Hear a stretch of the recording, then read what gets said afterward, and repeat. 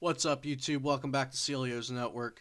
Unfortunately, this weekend I won't be playing in Memphis Regionals, but I am still going to be watching the stream, and I'm still metagaming what the perfect deck to play is and what the meta will look like. And a deck that I'm really going to be rooting for this weekend is Zoroark Lycanroc.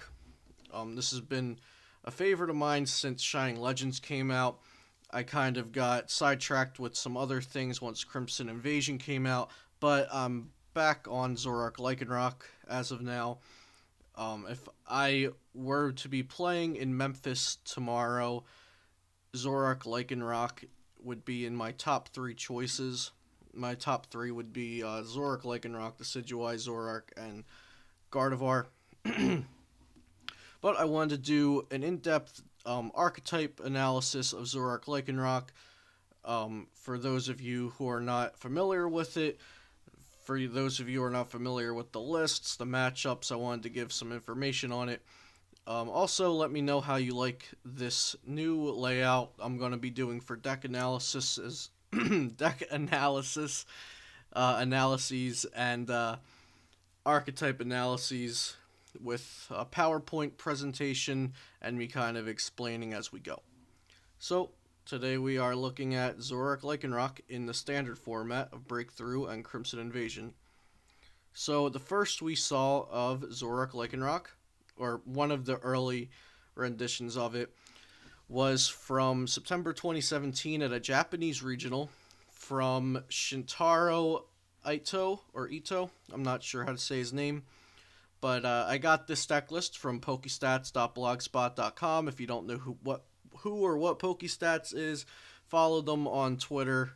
They put out some amazing Pokemon content.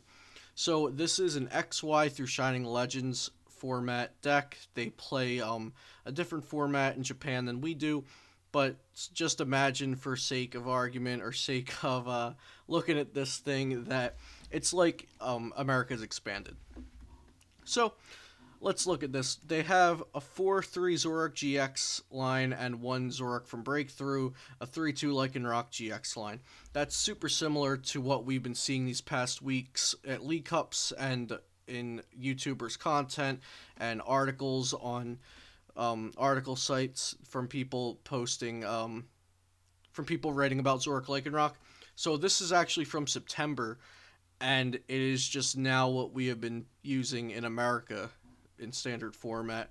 Also, something to note is that it played 4 Puzzle of Time and a thick Zoroark line, which is what we saw in Tord Reklev's EUIC winning Zorogali list just a couple months before it.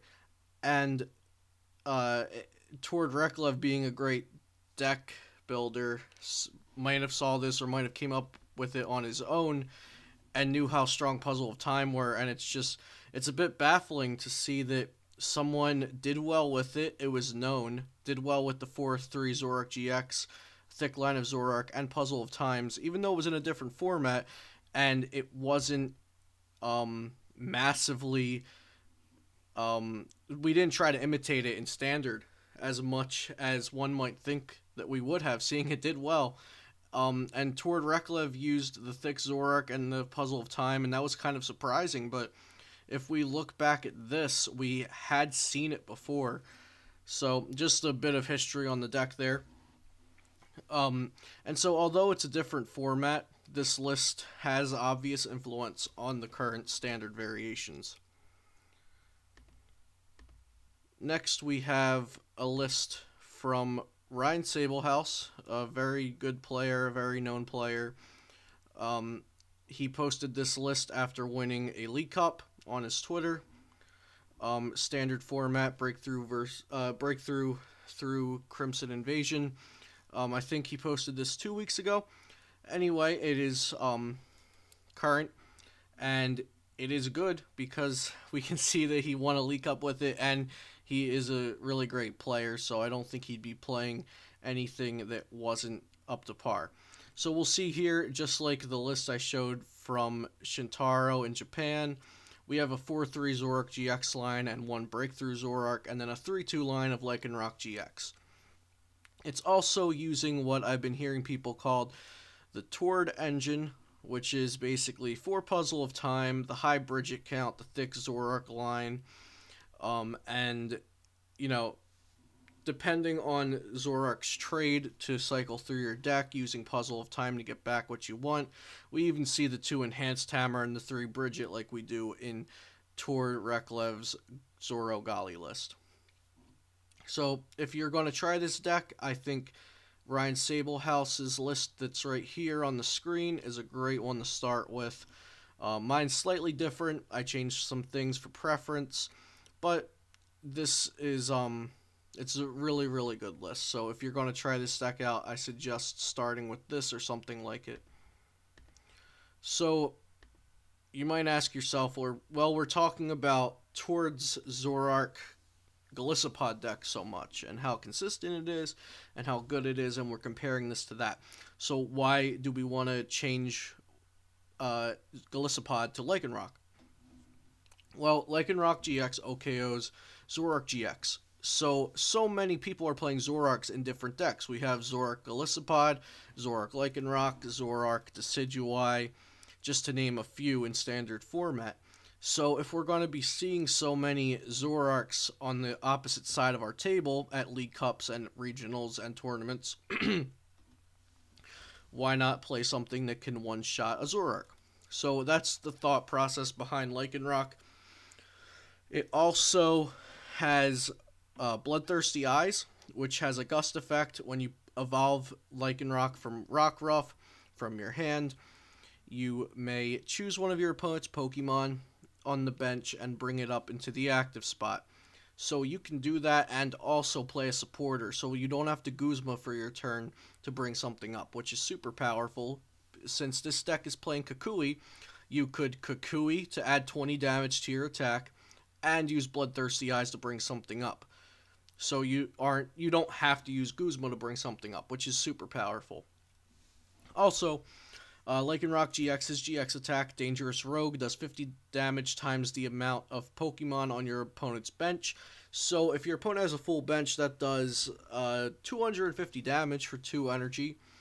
If they have 4 on the bench, it does 200 with a choice band that is doing 230, which is the number you need to hit against Gardevoir GX, which is one of the most popular cards in the format right now. So that's just a little bit on why we might want to use Lycanroc over Golisopod.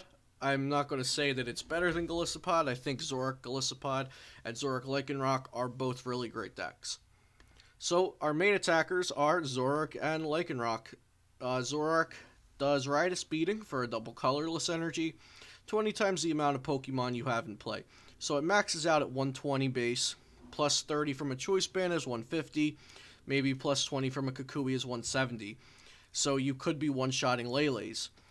Now, since we have Lycanroc, we can bring up the Lele, using that Guzma-like effect, or the Gust effect, and then use Kukui as your supporter for the turn so you can one-shot the Lele. So that's really nice. That's some synergy with a few of the cards in the deck.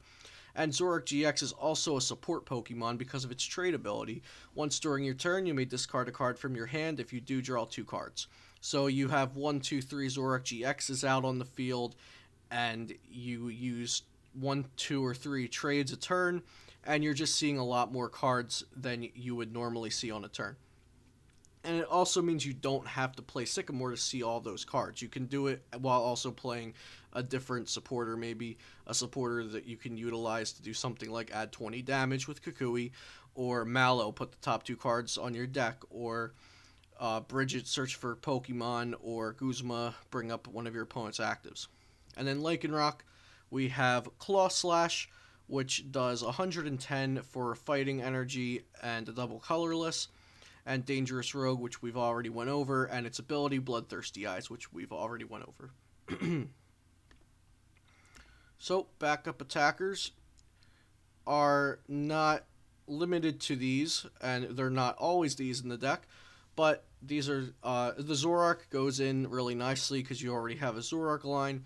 The Buzzwole GX uses fighting energy, and we're already running that. And the Mewtwo uses a DCE, and we're already running those. So these fit in really nice, but the Buzzwole, I've seen decks with or without Buzzwole. So the Zoroark we're running because Mind Jack does 30 more damage for each of your opponent's bench Pokemon. So if they have a full bench, that does 160 damage with a Choice Band that does 190.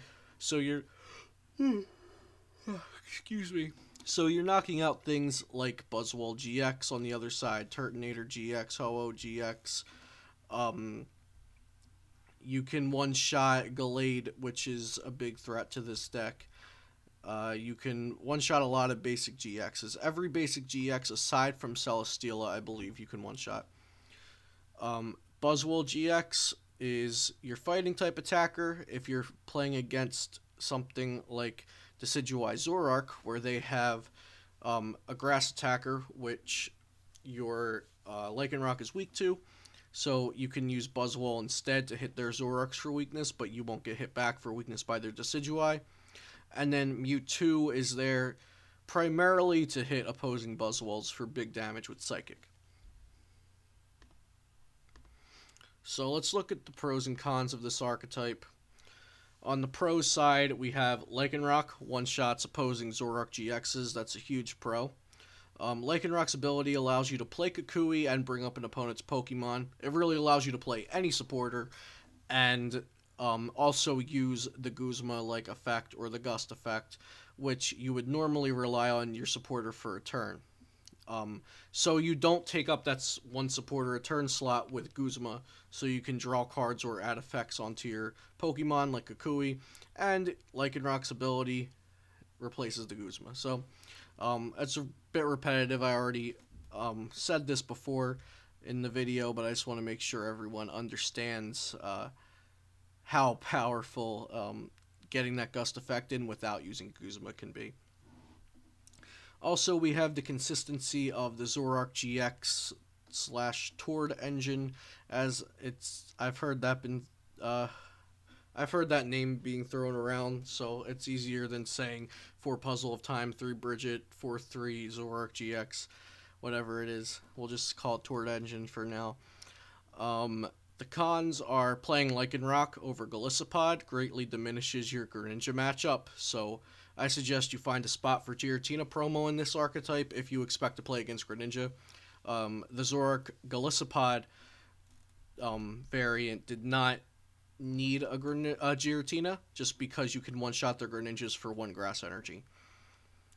Lycanroc is weak to Golisopod, so in that matchup, which we will go over in a bit, Lycanroc is one-shotted for 1 energy, and Zoroark Golisopod is so popular that I wanted to list that in just the general cons. The deck has low 1-hit potential on high HP attackers, aside from Dangerous Rogue GX. So, let's go into the matchups. We're going to be looking at the matchups against 3 of what I think are really strong decks and decks that you'll see a lot at tournaments. So first, we'll look at our matchup versus Gardevoir. I believe this is a 50-50 matchup, but it's super, super complicated. So many things can go right, so many things can go wrong. So, the Zoroark Lycanroc player gains advantage with every Ralts and Kirlia they can KO before it turns into a Guardy or Gallade. So on turn 2, I don't think you can knock out a Ralts on turn 1, unless your opponent misplays and puts an energy on a Ralts, and then you just DC energy drive. But yeah, so on turn 2, let's say you have a Zoroark ready to go, and you Riotous Beating their Ralts. You Guzma it up, or you use Lycanroc's ability to bring it up. And so you knock out a Ralts on turn 1, or a Kirlia on turn 1. Or, I'm sorry, turn 2. So, you knock out a Ralts or a Kirlia on turn 2. If you can keep that going, knock out another one on turn 3. Just every time they're setting up a Ralts or a Kirlia to evolve, you keep knocking it out. That is how the Zoroark Lycanroc player gets ahead. But if the Guardy player, on the other hand, can get an early Gardevoir set up with a lot of energy and start one-shotting things, it can get really bad for the Zoroark player. You can, however, one-shot Gardevoir with Dangerous Rogue, so that's kind of your out to taking down a really powerful Gardevoir. Also, their Gallade is a big threat for you because they one-shot your Zoroark with it. but you can knock out their Gallade with a Mind Jack from the non-GX Zoroark, and Mewtwo's Psychic for a DCE does 20, then 20 more for each energy on the opposing Pokemon. So if the Gallade has a DCE, that will be doing 60 times 2 for weakness, 120. But if you play Kukui that turn, it does 80 times 2 for weakness, which is 160. So Mewtwo Evo can also knock out a Gallade, and that's kind of your fix for that in the matchup. Zoroark Lycanroc is aggressive, and you can take early prizes, which pretty much generalizes what I just went on about. So Zoroark Lycanroc, being kind of an aggro deck, allows you to take some early prizes, and it evens out how busted Gardevoir is later in the game. Next, we have the Zoroark Golisopod matchup. So these decks are super similar. The builds should be fairly similar, at least. I think optimally they both are built kind of the same, so it's a 50-50 matchup. You have Lycanroc GX to OKO their Zoroark GXs, but they have Golisopod to one-shot your Lycanroc. So if anything, this trade is slightly better for the Zoroark Lycanroc player, because you lose an attacker in Lycanroc while they're losing Zoroark, which is both an attacker and a support Pokemon. So far, personally in testing, this matchup has come down to skill, granted that both players set up well. So other people's matchups might have been different in testing, but like I said, this is personally my testing. It seems pretty even. And lastly, we're going to look at Decidueye Zoroark. I think this is slightly unfavorable to even for the Zoroark Lycanroc player. Because Decidueye Zoroark has more damage output than we have, and also Decidueye's HP is 240, which is a lot to deal with. So because of the aggressive nature of our deck, slightly like the Gardevoir matchup, we can sometimes even it out with our early strength. So we will kill Rowlets and Dartrix as early as possible. Just get rid of their Dartrix, get rid of their Rowlet before they can turn them into Decidueyes. So set them back a couple turns. So this is kind of like my rundown of the trades in the Zoro-Gali matchup.